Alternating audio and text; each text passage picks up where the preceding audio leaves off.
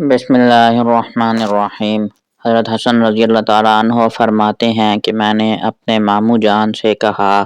کہ مجھے بتائیں۔ انہوں نے فرمایا کہ آپ صلی اللہ علیہ وآلہ وسلم امت کے بارے میں مسلسل غمگین اور ہمیشہ فکر مند رہتے تھے۔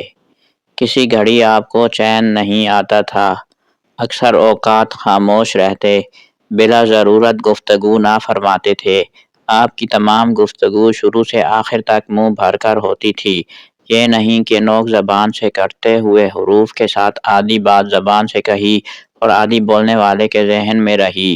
جیسا کہ موجودہ زمانے کے متکبرین کا دستور ہے۔ جامع الفاظ کے ساتھ کلام فرماتے، جن کے الفاظ کم اور معنی زیادہ ہوتے۔ آپ کا کلام ایک دوسرے سے ممتاز ہوتا تھا، نہ اس میں فضول باتیں ہوتیں اور نہ ضرورت سے اتنی کم ہوتیں کہ مطلب پوری طرح واضح نہ ہو۔ آپ نرم مزاج تھے، آپ نہ سخت مزاج تھے اور نہ کسی کی تذلیل فرماتے تھے۔ اللہ کی نعمت خواہ کتنی ہی تھوڑی ہو اس کو بہت بڑا سمجھتے تھے، نہ اس کی کسی طرح مذمت فرماتے تھے اور نہ اس کی زیادہ تعریف فرماتے۔ مذمت نہ فرمانا تو ظاہر ہے کہ حق تعالی شانو کے نعمت ہے، زیادہ تعریف نہ فرمانا اس لیے تھا کہ اس سے حرص کا شبہ ہوتا ہے۔ جب کوئی حق کے آڑے آ جاتا تو پھر کوئی بھی آپ کے غصے کی تاب نہ لا سکتا تھا، اور آپ کا غصہ اس وقت ٹھنڈا ہوتا جب آپ اس کا بدلہ لے لیتے۔ اور ایک روایت میں یہ مضمون ہے کہ دنیا اور دنیاوی امور کی وجہ سے آپ صلی اللہ علیہ وآلہ وسلم کو کبھی غصہ نہ آتا تھا، چونکہ آپ کو ان کی پرواہ بھی نہ ہوتی تھی، اس لیے کبھی دنیاوی نقصان پر آپ کو غصہ نہ آتا تھا۔ البتہ اگر کسی دینی امر اور حق بات کی کہ کوئی آڑے آتا تو اس وقت آپ کے غصے کی کوئی شخص تاب نہ لا سکتا تھا اور کوئی اس کو روک بھی نہ سکتا تھا، یہاں تک کہ آپ اس کا بدلہ لے لیں۔ اپنی ذات کے لیے نہ کسی پر ناراض ہوتے تھے، نہ اس کا انتقام لیتے تھے۔ جب کسی جانب اشارہ فرماتے تھے تو پورے ہاتھ سے اشارہ فرماتے کہ انگلیوں سے اشارہ تواضع کے خلاف ہے، یا آپ نے انگلی سے اشارے کو توحید کی طرف اشارہ کرنے کے ساتھ مخصوص فرما رکھا تھا۔ جب کسی بات پر تعجب فرماتے تو ہاتھ کو پلٹ لیتے تھے، اور جب بات کرتے تو کبھی گفتگو کے ساتھ ہاتھوں کو بھی حرکت فرماتے،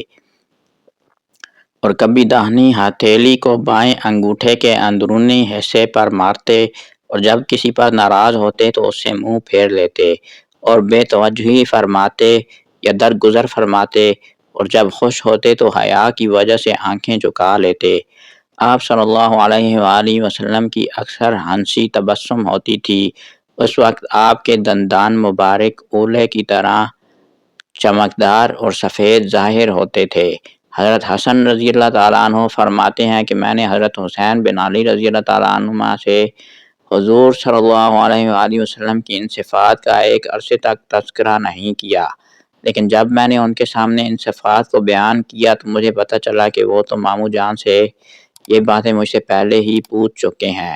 اور یہ بھی مجھے پتہ چلا کہ وہ اپنے والد محترم سے رسول پاک صلی اللہ علیہ وآلہ وسلم کے مکان میں تشریف لے جانے اور باہر تشریف لانے اور مجلس میں تشریف فرما ہونے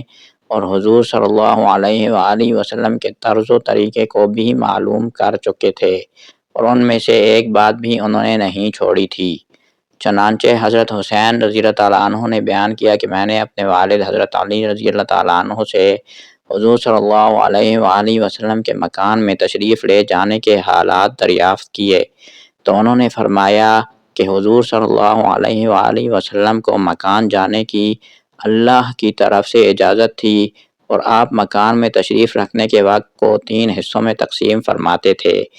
ایک حصہ اللہ کی عبادت میں خرچ فرماتے، یعنی نماز وغیرہ پڑھتے تھے۔ دوسرا حصہ گھر والوں کے ادائے حقوق میں خرچ فرماتے، مثلاً ان سے ہنسنا، بولنا، بات کرنا، ان کے حالات معلوم کرنا۔ تیسرا حصہ خاص اپنی ضروریات، راحت و آرام کے لیے رکھتے تھے۔ پھر اس اپنے والے حصے کو بھی 2 حصوں پر اپنے اور لوگوں کے درمیان تقسیم فرما دیتے، اس طرح پر کہ خصوصی حضرات صحابہ کرام اس وقت میں حاضر ہوتے، ان خواص کے ذریعے سے آپ کی بات عوام تک پہنچتی۔ ان لوگوں سے کسی چیز کو چھپا کر نہ رکھتے تھے، یعنی نہ دین کے امور میں نہ دنیاوی منافع میں،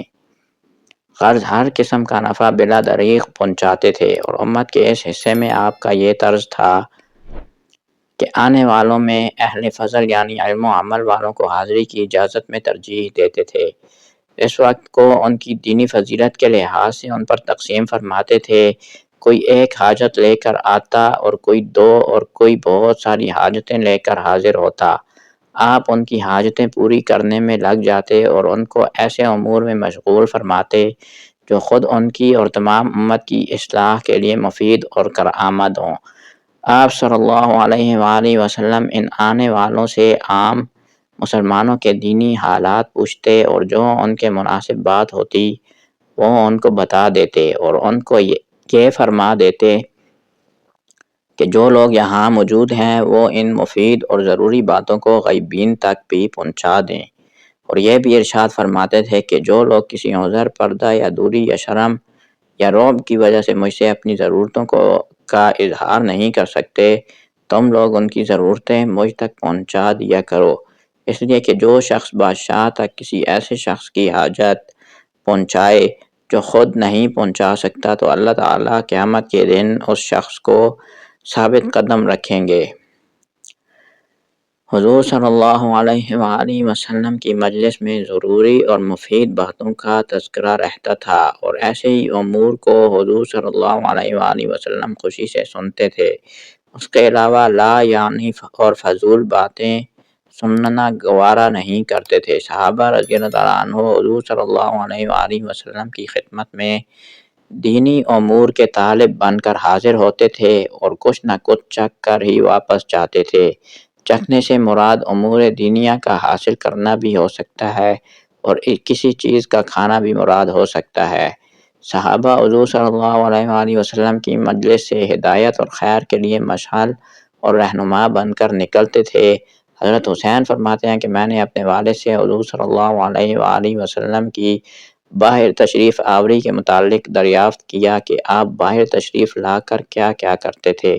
تو انہوں نے فرمایا کہ حضور ضروری امور کے علاوہ اپنی زبان کو استعمال نہیں فرماتے تھے، آنے والوں کی تالیف قلوب فرماتے، ان کو مانوس فرماتے، متوحش نہیں بناتے تھے، یعنی تنبیہ وغیرہ میں ایسا طرز اختیار نہ فرماتے جس سے ان کو حاضری میں وحشت ہونے لگے، یا ایسے امور ارشاد نہ فرماتے جن کی وجہ سے دین سے نفرت ہونے لگے، اور ہر قوم کے کریم اور معزز کا اکرام فرماتے اور اس کو خود اپنی طرف سے بھی اسی قوم پر متولی سردار مقرر فرما دیتے، لوگوں کو عذاب الہی سے ڈراتے یا مضر امور سے بچنے کی تاکید فرماتے یا لوگوں کو دوسروں سے احتیاط رکھنے کی تاکید فرماتے، اور خود اپنی بھی لوگوں کے تکلیف پہنچانے یا نقصان پہنچانے سے حفاظت فرماتے،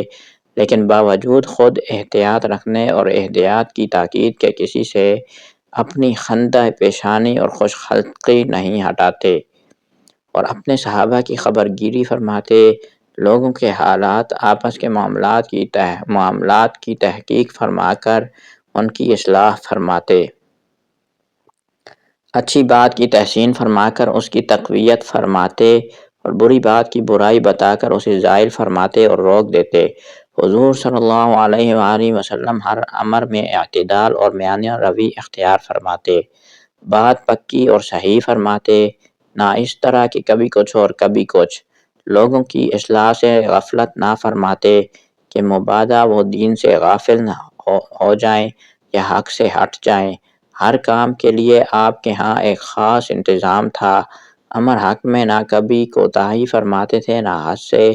تجاوز فرماتے تھے، آپ کی خدمت میں حاضر ہونے والے خلقت کے بہترین افراد ہوتے تھے، آپ کے نزدیک افضل وہی ہوتا تھا جو ہر ایک کا بھلا چاہنے والا ہو، اور آپ کے نزدیک بڑے رتبے والا وہی ہوتا تھا جو مخلوق کی غمگساری اور مدد میں زیادہ حصہ لے۔